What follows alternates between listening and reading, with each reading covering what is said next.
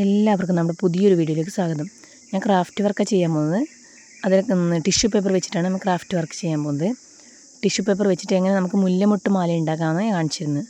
അതിനായിട്ട് tissue paper 3ആയി മടക്കുക. നമ്മളെ മുല്ലമുട്ട് മാലേൻ്റെ നമുക്ക് എത്ര പോലെ മുല്ലമുട്ട് വേണം, ചെറിയ മുല്ലമുട്ട് വേണം അതോ വലുത് വേണമെന്ന് വെച്ചിട്ട് അതിൻ്റെ സൈസിന് കണക്കായിട്ട് നമുക്ക് ടിഷ്യൂ പേപ്പർ മടക്കാം. എനിക്ക് ചെറിയ മുട്ടായി ഉദ്ദേശിക്കുന്നതുകൊണ്ട് ഞാൻ 3ആയിട്ട് മടക്കിയിട്ട് അതിനെ ഓരോ സ്ക്വയർ പീസാക്കി എടുക്കുക. നമ്മൾ ചിത്രത്തിൽ കാണുന്ന പോലെ തന്നെ ഓരോ സ്ക്വയർ പീസാക്കി എടുക്കുക. അതിനുശേഷം നമ്മളൊരു ബൗളിൽ ലേശം വെള്ളം എടുത്ത ശേഷം ഫെവിക്കോൾ നന്നായിട്ട് ആ വെള്ളത്തിൽ മിക്സ് ചെയ്യുക. അതിനുശേഷം ഗ്രീൻ കളർ, അതായത് അക്രിലിക് കളർ ഗ്രീൻ കളറും കൂടെ മിക്സ് ചെയ്യുക. അതെന്താ വെച്ചാൽ നമ്മൾ മുല്ലമുട്ടിൻ്റെ തണ്ടിന് പച്ചയില്ലേ, അതിന് വേണ്ട ഞങ്ങൾ മിക്സ് ചെയ്യുന്നത്.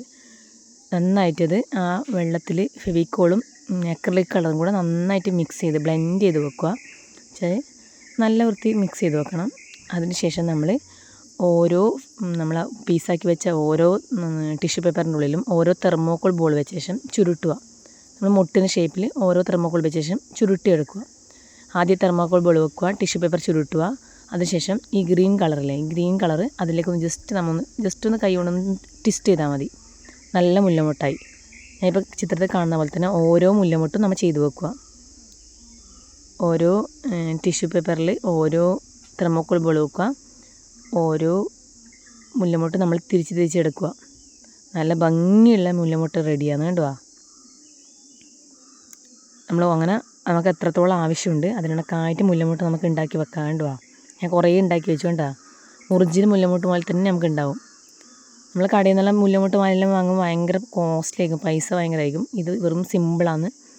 വെറും 10 രൂപേൻ്റെ ചിലവേ ഉള്ളൂ നമുക്കിത്. കുറച്ച് മെനക്കെട്ട് നമുക്ക് ചെയ്യാൻ പറ്റുന്ന കാര്യമേ ഉള്ളത്.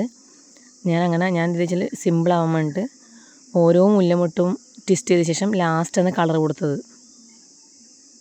ചിത്രത്തിൽ കാണുന്ന പോലെ തന്നെ എന്താ വെച്ചാൽ നമുക്ക് ആദ്യം കളർ കൊടുക്കുമ്പം എല്ലാം വെള്ള കളറിനും ഗ്രീൻ കളർ ആവണ്ടെന്ന് കരുതി ഞാൻ എല്ലാ മുല്ലമുട്ടും ട്വിസ്റ്റ് ചെയ്ത് വെച്ച ശേഷം ഓരോ മുല്ലമുട്ടിൻ്റെ തണ്ടിലും ഗ്രീൻ കളർ കൊടുക്കുന്നത്. അങ്ങനെ നമുക്ക് ആവശ്യാനുസരണം നമ്മൾ എല്ലാ മുല്ലമുട്ടും റെഡിയാക്കി വെക്കുക. അതിനുശേഷം നമുക്കിതെന്ന് വെച്ചാൽ മുല്ലമുട്ട് മാല ഓരോന്നായിട്ട് നമുക്ക് കെട്ടിയെടുക്കണം. എന്നുവെച്ചാൽ നമ്മൾ മുല്ലമുട്ട് എങ്ങനെയാണ് കെട്ടുന്നത് അതുപോലെ തന്നെ നമുക്ക് കെട്ടിയെടുക്കണം. കെട്ടിയെടുത്താലേ നമുക്ക് ആ മുല്ലമുട്ട് മാലിൻ്റെ ഭംഗി അറിയാൻ പറ്റും. അതിന് നമ്മൾ ഒരു ത്രെഡ് എടുത്തിട്ട് അതിലേക്ക് റൈറ്റിൽ നിന്ന് ലെഫ്റ്റിൽ നിന്നും ഞാൻ അങ്ങനെ കോർക്കുക മാല. റൈറ്റിൽ നിന്ന് ലെഫ്റ്റ് നിങ്ങൾക്ക് ഇഷ്ടം എങ്ങനെയാണ്, നിങ്ങൾക്ക് എങ്ങനെയാണ് മാല കോർക്കാൻ അറിയാം അതുപോലെ കോർത്താൽ മതി.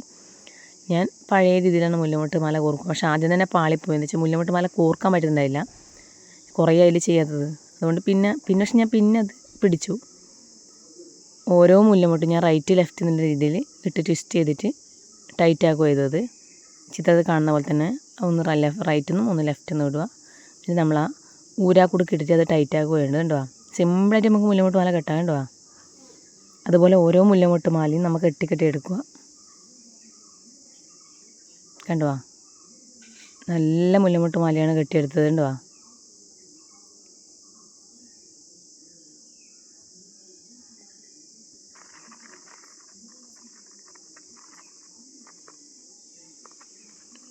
നമ്മൾ ഓരോ മുല്ലമുട്ട് മാലയും കെട്ടിയെടുക്കുകയാണ്.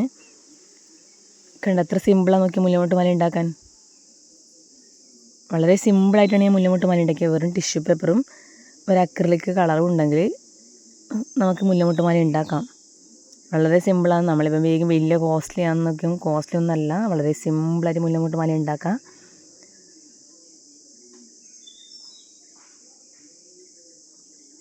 നല്ല ഭംഗിയുള്ള മുല്ലമുട്ട് മാലയാണ് ഞാൻ കിട്ടുന്നത്. കണ്ടോ, എല്ലാവരും കാണുന്നുണ്ടല്ലോ മുല്ലമുട്ട് മാല കിട്ടുന്നത് എങ്ങനെയാണെന്ന്. ഓരോരോ മുല്ലമുട്ട് മാലയും ഞാൻ കെട്ടിയെടുത്തിട്ടുണ്ട്. നിങ്ങൾ ആദ്യമായിട്ട് എൻ്റെ ചാനൽ കാണുന്നതെന്ന് സബ്സ്ക്രൈബ് ചെയ്യണേ. വീഡിയോ ഇഷ്ടമായി ലൈക്ക് ചെയ്യണേ.